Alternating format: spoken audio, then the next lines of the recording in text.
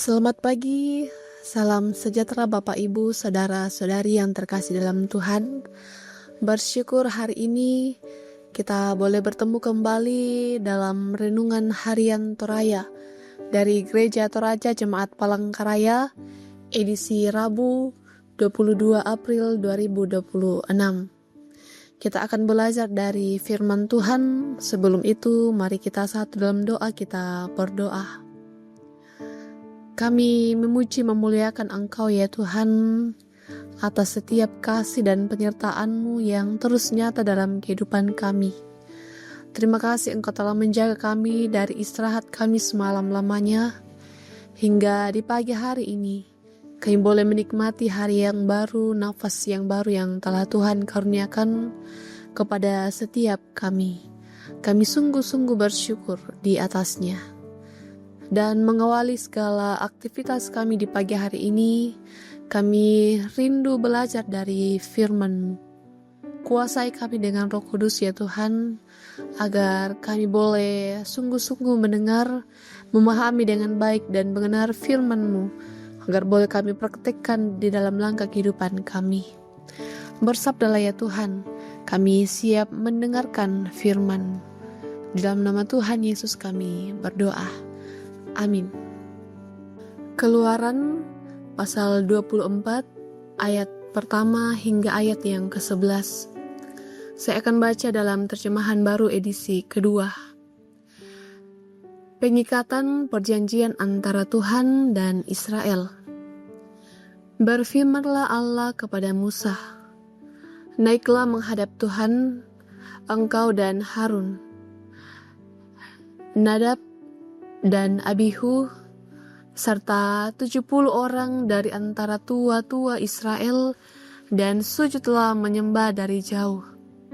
Tetapi hanya Musa sendiri yang boleh mendekat kepada Tuhan, yang lain tidak boleh mendekat, dan bangsa itu tidak boleh naik bersamanya. Lalu Musa datang dan memberitahukan kepada bangsa itu segala firman Tuhan dan segala peraturan. Seluruh bangsa itu menjawab dengan suara bulat. Segala firman yang telah diucapkan Tuhan akan kami lakukan. Musa menuliskan segala firman Tuhan itu. Keesokan paginya ia mendirikan mezbah di kaki gunung itu dan 12 tugu sesuai dengan ke-12 suku Israel. Kemudian ia mengutus orang-orang muda dari bangsa Israel supaya mereka mempersembahkan kurban bakaran dan menyembelih lembu-lembu jantan sebagai kurban keselamatan kepada Tuhan. Sesudah itu, Musa mengambil sebagian dari darah itu, dituangnya ke dalam bejana-bejana,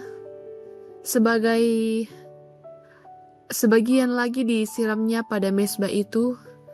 Ia mengambil kitab perjanjian itu, membacanya di hadapan bangsa itu dan mereka berkata, segala firman Tuhan akan kami lakukan dan taati.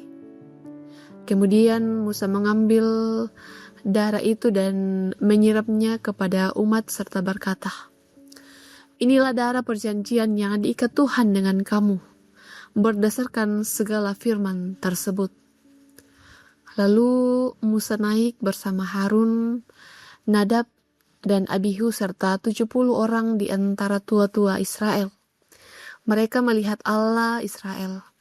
Kakinya bertumpu pada sesuatu yang seperti lantai dari batu lasuardi dan yang terangnya seperti langit yang cerah. Tetapi ia tidak melayangkan tangannya terhadap pemuka-pemuka Israel. Mereka memandang Allah, lalu makan dan minum. Amin. Darah perjanjian, Rara Basse.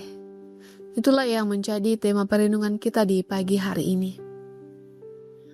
Jemaat yang dikasihi Tuhan, tidak selamanya perjanjian antara kedua pihak dimetarikan dengan sebuah tanda. Namun dalam konteks perjanjian yang sifatnya lebih mengikat, kita membutuhkan suatu tanda yang bisa menjadi pegangan akan perjanjian yang dibuat. Tanda perjanjian itu ada berbagai jenisnya. Ada tanda perjanjian yang dimeteraikan sebagai jaminan berlakunya perjanjian itu, dan ada pula yang berupa tanda yang lain. Namun bagaimana jika tanda perjanjian itu berupa darah? Darah dari lembu-lembu yang disembelih oleh bangsa Israel adalah materi perjanjian Tuhan dengan umatnya. Dalam konteks perjanjian lama, darah lembu adalah hal yang lazim dipakai untuk menahirkan umat agar bisa berjumpa dan menerima perintah Tuhan. Namun, darah tersebut belum menjaminkan akan keselamatan manusia. Olehnya, darah perjanjian itu kemudian diubah oleh Tuhan. Dahulu bangsa Israel memakai darah lembu, namun Tuhan menyempurnakan materi itu dengan darah anaknya yang tunggal. Perjanjian antara manusia dengan Tuhan dimaterikan dengan korban Yesus di kayu salib. Dari tanda atau materi itu, kita mengaminkan akan keberlangsungan janji itu sampai selama-lamanya. Oleh karena itu, Bapak, Ibu, Saudara-saudari, ketika setiap umat percaya meyakini akan materi darah perjanjian itu, maka umat percaya semestinya tidak ragu akan kasih, akan kesetiaan Allah kepada manusia, kepada setiap kita. Materi yang dipakai Tuhan untuk menjamin keselamatan manusia bukan berasal dari barang yang fana atau barang yang dapat hilang. Sebaliknya, bahwa tanda atau materi yang Tuhan pakai, yang dipakai oleh Allah untuk menempatkan perjanjian itu adalah darah yang suci, bahkan darah yang kudus. Tidak ada lagi yang bisa menandingi akan keabsahan berlakunya janji Allah kepada manusia.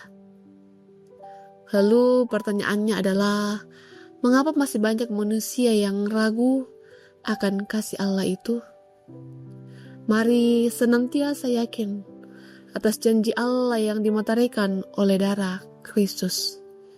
Sekiranya kita tidak menjadi bagian dari manusia yang ragu akan kasih Allah, tetapi terus meyakini bahwa setiap hal yang terjadi dalam kehidupan kita, terlebih setiap anugerah yang telah Tuhan nyatakan yang selalu baru setiap pagi, kita syukuri dan kita maknai bahwa itu adalah kasih Allah yang sungguh luar biasa terjadi dalam kehidupan kita.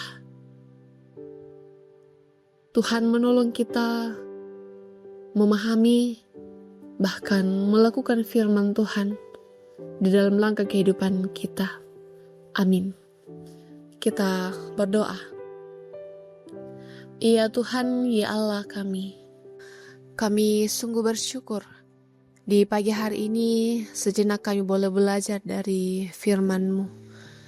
Terima kasih untuk firman-Mu yang telah datang mengingatkan kami semua bahwa Engkau adalah Allah yang telah menumpahkan darah perjanjian, yang rela menyatakan karya besar itu untuk hadir menebus manusia, menebus kami dari dosa dan kesalahan.